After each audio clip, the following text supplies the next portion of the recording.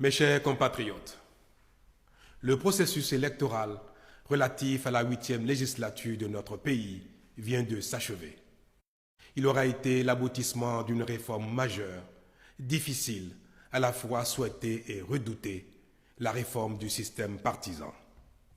Cette réforme était souhaitée parce qu'elle était attendue de vieille date, autant par les citoyens, la société civile que par les acteurs politiques, pour redonner confiance aux uns et crédibilité aux autres quant à l'importance de l'impact du système partisan sur la qualité de la gouvernance du pays.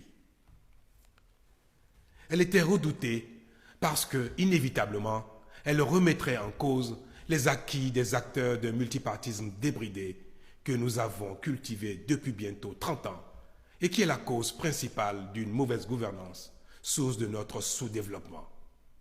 C'était donc en soi une réforme risquée.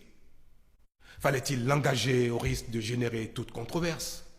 Fallait-il au contraire y renoncer, la renvoyer sinon à plus tard, du moins au calendrier grec, alors que l'impérieuse nécessité d'accélération du développement socio-économique de notre pays en dépend aussi?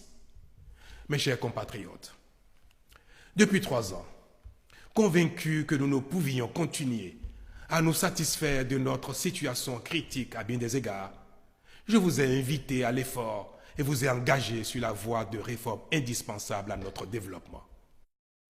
Elles paraissent parfois impossibles, inopportunes, mais sont nécessaires au progrès. Elles sont difficiles, oui, mais à force de courage, nous les réussissons progressivement et nous finissons par en reconnaître la pertinence et l'opportunité.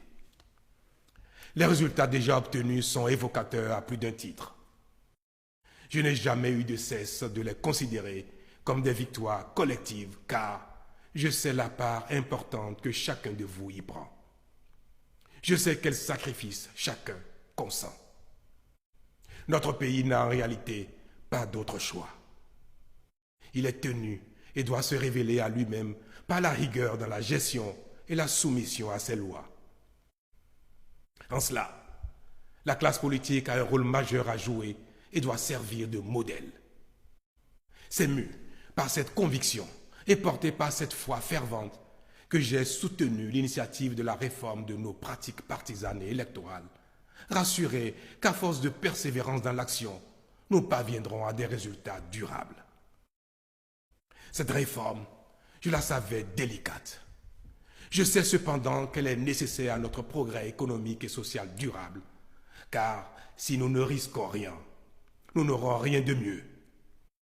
J'avais conscience que parce qu'elle a vocation à bousculer nos acquis et habitudes, à ébranler nos certitudes, cette réforme occasionnerait des querelles politiciennes. Nous nous y sommes courageusement engagés, mais certains d'entre nous n'ont pas su faire preuve de sagesse, de mesure et de patriotisme. Leurs actions ont été d'une violence inédite. Cette épreuve-là, autant elle aura été rude, autant elle devra nourrir la naissance d'un nouvel idéal. En effet, nos incompréhensions, nos heurts, nos contradictions et même nos dérapages ne doivent pas avoir pour conséquence de nous ancrer dans l'immobilisme et dans nos travers. Tout ce qui nous est arrivé doit être utilement mis au crédit d'une crise de croissance de notre processus démocratique.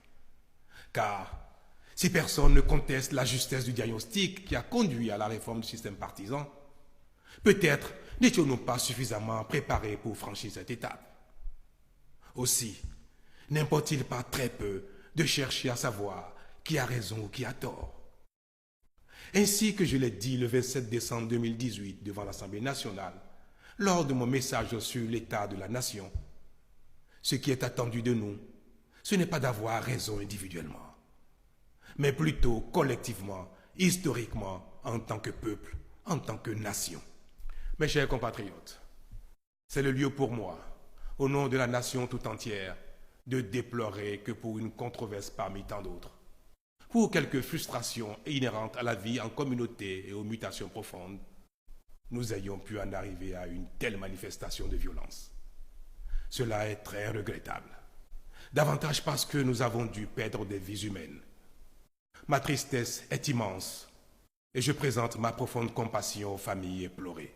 De même, j'ai une pensée affective pour les agents des forces de défense et de sécurité, agressés ou blessés, et je salue leur sens de devoir et de sacrifice au service de la République et pour la protection des personnes et des biens. Je n'oublie pas ceux qui ont perdu des biens de toute nature. En somme, notre pays aura payé un lourd tribut et cela ne doit plus jamais se reproduire. Cette épreuve-là, elle doit nous unir davantage et nourrir notre marche vers le développement. C'est pourquoi je remercie chaleureusement tous ceux qui, individuellement ou collectivement, ont œuvré au retour de la paix.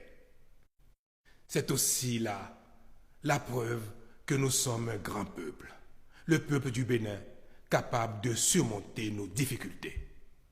Ainsi sommes-nous restés unis face au drame survenu le 1er mai dernier dans le parc de la Pandjari, avec la mort d'un de nos compatriotes et l'enlèvement de 2 touristes français, libérés plus tard sur le territoire voisin du Burkina Faso, au sacrifice de 2 officiers français.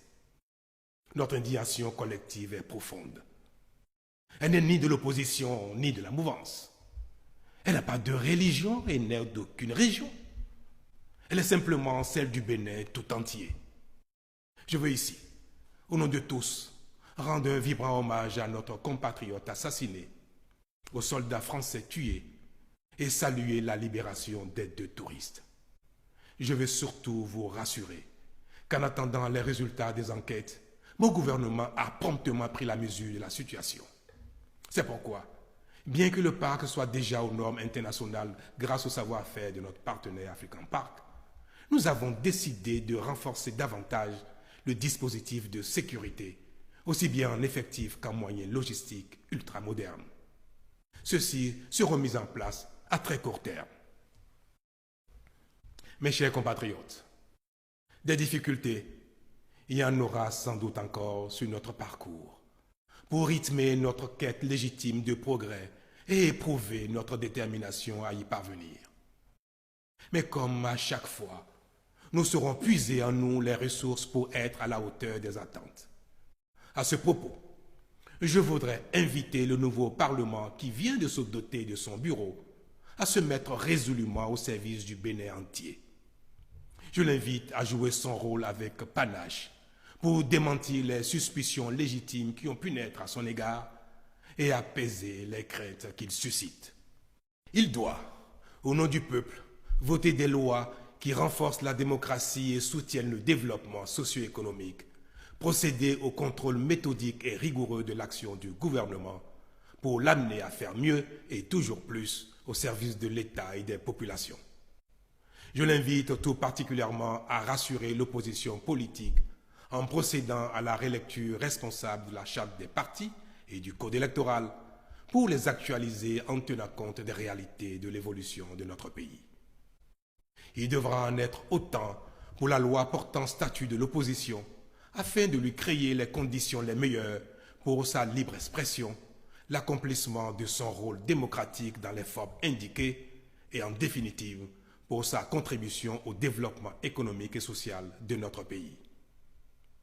Conscient que nul ne devra manquer au chantier de construction de notre pays, j'inviterai très prochainement toute la classe politique pour des échanges directs, francs et constructifs au profit de notre bien commun, le Bénin. D'ores et déjà, je veux ici vous redire, chers compatriotes, ma détermination à bâtir avec vous notre société dans laquelle la démocratie sera plus que jamais un réel instrument de développement socio-économique, où chacun est libre de ses opinions, mais responsable de ses actes, et où les lois sont les mêmes pour tous. Une société de plus en plus moderne, où chacun, au service de la communauté, dans la sphère d'action qui est la sienne, n'a qu'une seule obsession, faire grandir le Bénin chaque jour un peu plus. Vive le Bénin, je vous remercie.